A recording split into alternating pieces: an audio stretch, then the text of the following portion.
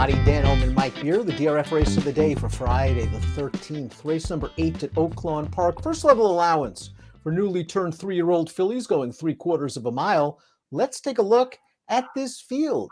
Please scan the QR code for race of the day access on your mobile devices. The two classy Bridgettes, 2-1 on the morning line. She's your morning line favorite, Mike, but the 8 Condensation's coming off a solid stakes placing and should take some money as well. Yeah, I just feel like these are two pretty logical horses in here. Dan, I'm with you on Condensation. I feel like she's run, pretty well in her races. Maybe this is a step up in class for her, just a little bit, but she's got good speed and she's got a good post on the outside.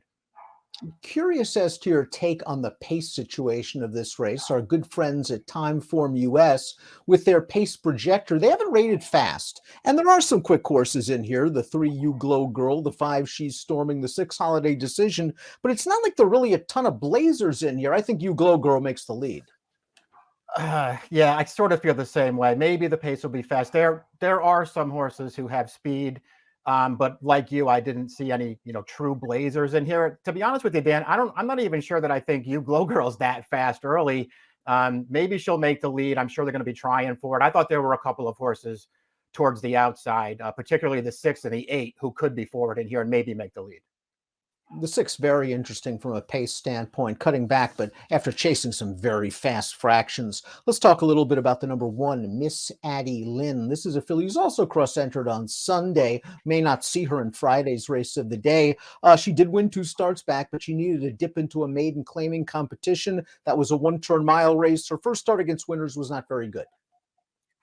Yeah, in the Condensation race last time at Churchill, just to me looked green from the gate in that race, and then just didn't really do any running at all, finished last. I thought she was pretty hard to make a case for it here, although D. Wayne's horses tend to run pretty well here at Oaklawn.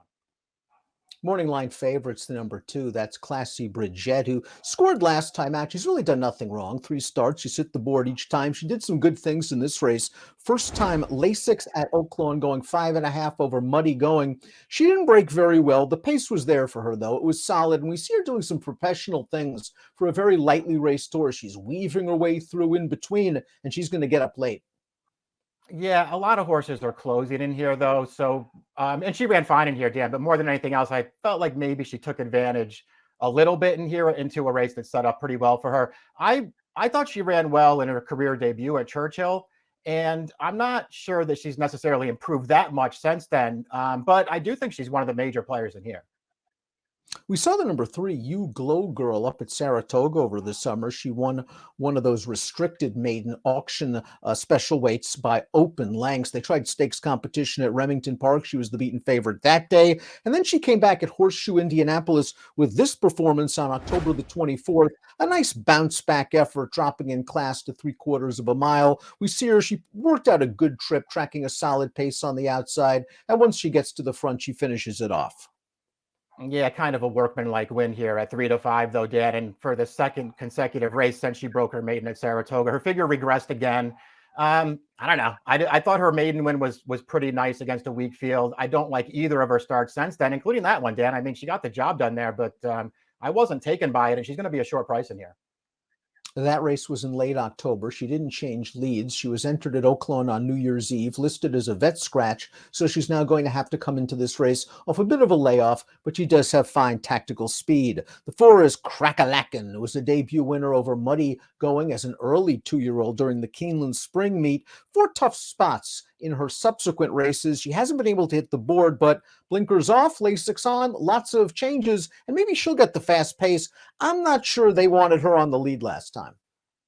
That might be true. Although she did, her only career win came on debut going 4.5, where she was, where she went wire to wire. I didn't really know what to do with her, Dan, because I thought she did look good winning her first career start. And I just feel like maybe since then it's just been, one race after another that's a little too tough for her. So maybe this is a better spot. I still think she's pretty hard to get a handle on. I guess at a big price, if you like her, you should just bet her. I think she deserves an opportunity. In her first start against winners in that stake at Churchill Downs, she was in against Wonder Wheel, who, of course, won the Breeders' Cup Juvenile Fillies and is almost sure to be named 2-year-old filly champion. Last time out, she chased 2 sharp next out stakes winners. The winner of the race coming back to take the Myrtle War to Keeneland with an 85. Some class relief, and again, Lasix blinkers off. Enough changes at a price that you might want to include, at least on the bottom of single race exotics. The 5 She's Storming was a debut winner at Oaklawn last month. We're going to take a look at that race right now. She was a surprise, to say the least. She was 47-1 in this race, and she still has some work to do over this muddy track turning for home. The figure is going to come back rather slow, but the third place finisher would come back to win by 9 against Arkansas Breds with a 65 buyer. Yeah, I mean, listen, she was a first-time starter in here, so I guess she can get some extra credit for that. And all in all, she runs pretty well here, as you've already referenced, though, Dan. She got a really good trip in that race. The horses that wound up second and third, they just hooked up on the lead in there, ran clear of that field. This filly sat third behind them and then rallied up the inside to prevail. I thought she, ran okay in that race. I didn't necessarily want to bet her back in this spot, but maybe she's better than the figure makes her look. Blinkers off, Lasix on for the 6 Holiday Decision. Rafael Bejarano figures to have this one up close to the pace. She was a pace-pressing maiden winner in her second lifetime start. I think she just got cooked up on fast paces, very eager with blinkers in her last 2 races. So you might want to take those races with a grain of salt, and she should be in the mix when the real racing commences. I think that's both those points are fair, Dan. Maybe those paces were just too fast against better horses than her last 2. The Ellis Park debutante back in mid-August, I still don't think that's a good race, and I didn't think that she ran well in there at all. But she does have really good speed from the outside, and her maiden win was fine.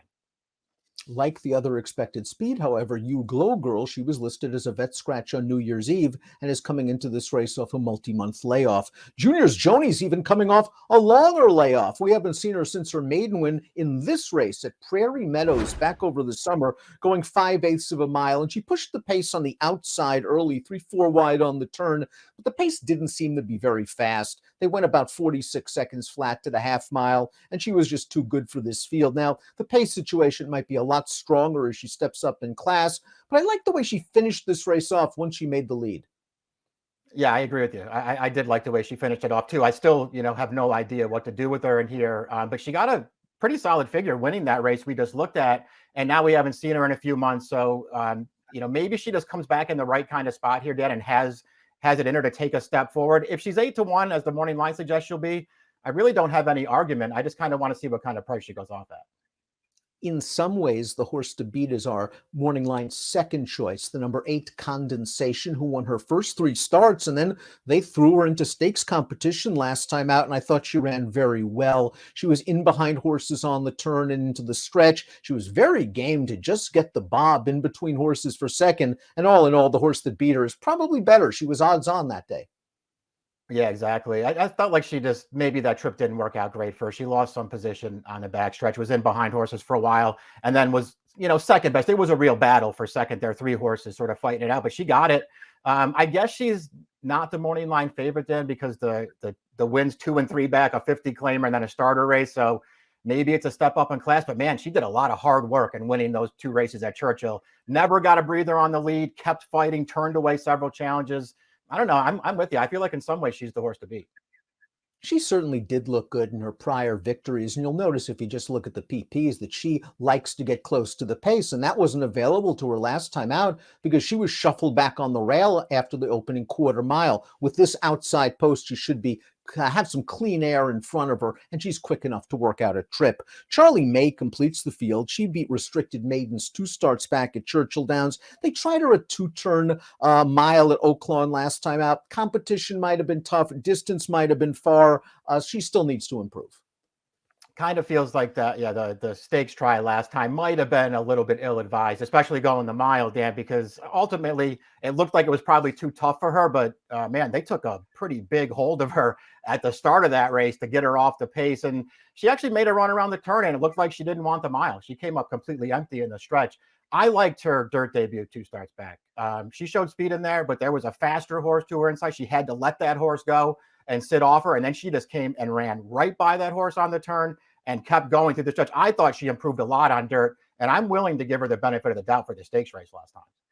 And her efforts on turf were pretty good as well, but you're right. She seemed to Yeah. take that big step forward on the main track. And like you, I want to kind of take it easy on her for that last race, going 2 turns in a stake first time against winners. Before we get to our top selections, please click the subscribe button on the Daily Racing Form YouTube channel for the latest DRFTV video franchise. It's time for our top selections for our Friday the 13th race of the day at Oaklawn Park. Mike, you're going with Charlie May. She's 15-1 on the morning line. She only has one poor running line, and you can make an excuse for her. And if the pace is fast, she can sit off of it. I am not sure the pace is going to be as blazing as Timeform US. Maybe Ricardo Santana is going to go. Yeah, I mean, he should certainly be forward from the gate anyway, Dan, and then he can play it by ear from there. And if they do go, maybe he can sit a little bit. I liked her maiden win. I don't really want to hold her last race against her. And more than anything else, I didn't really like the shorter prices in this race. I think the 8 Condensation's the horse to beat. I put her second. I'm going to take a long shot on top. Yeah, like you, I think the 2 and the 8 could certainly win, and we got them underneath in our selections, but I'd love to try to get a price. Junior's Joni's going to have to deal with a little bit of a layoff in her first start against winners, but as mentioned when we watched her video, I like the way she finished off that race, and for an August 2-year-old, a 69 buyer is nothing to sneeze at.